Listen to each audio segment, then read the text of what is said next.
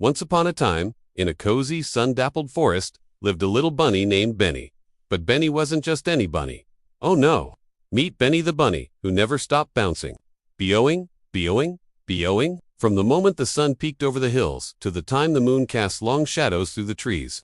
Benny was in constant motion. He bounced through fields of wildflowers, leaving a trail of bobbing blossoms in his wake. He bounced over babbling brooks, his reflection a blurry, happy streak on the water's surface. He bounced on logs, rocks, even startled birds who'd just landed for a rest. Beowing. A little bluebird would squawk in surprise as Benny sprang right over its head. "Sorry," Benny would call back, already halfway across the meadow. His family and friends often scratched their heads.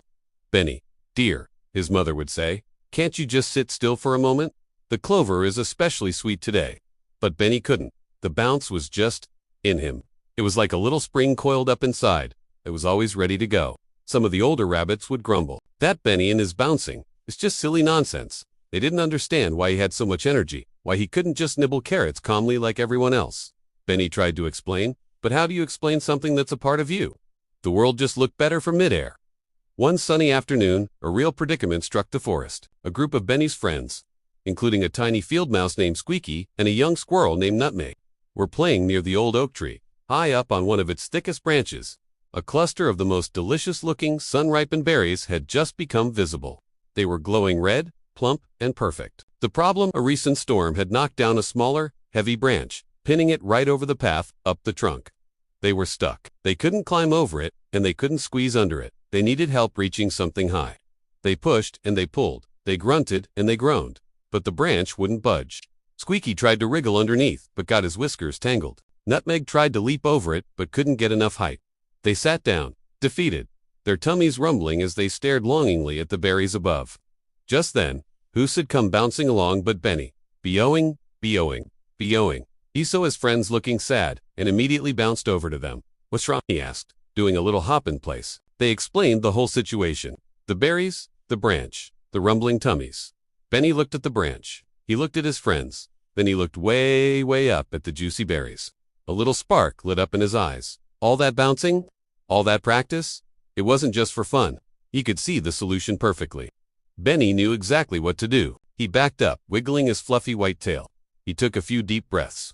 His long ears drooped down as he focused, and he began to crouch, lower and lower, gathering all the bouncy energy he possessed. It felt like a giant spring being compressed inside him.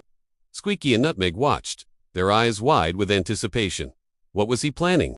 Benny motioned for them to climb onto his back. Hesitantly, they did, holding on tight to his soft fur. Then, with a mighty push from his powerful hind legs, he launched himself into the air. Booing. It wasn't just a bounce. It was a launch. He soared upwards, higher than he had ever gone before. The world became a green and brown blur below him. Squeaky and Nutmeg gasped as they flew through the air, right past the troublesome branch and level with the delicious berries. "Grab 'em," Benny yelled. They quickly snatched the berries, their little paws working fast. For a moment, they all hung there, suspended in the air at the very peak of the bounce, before gravity gently brought them back down. They landed softly in a patch of moss on the other side of the branch, a triumphant little pile of fur and friendship. His friends cheered, hugging Benny tightly. "You did it, Benny! You saved the day!" Squeaky squeaked, holding up a berry for him.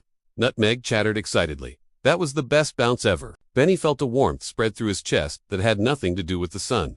His bouncing had a purpose, after all. It wasn't just silly nonsense. It was his special talent. It was what made him, him.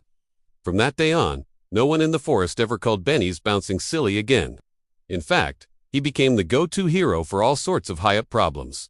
A lost kite in a treetop. Benny could bounce right up and get it. A baby bird fallen from its nest. Benny could gently bounce it right back. He was Benny the bouncing hero, and his unique gift brought joy and help to everyone.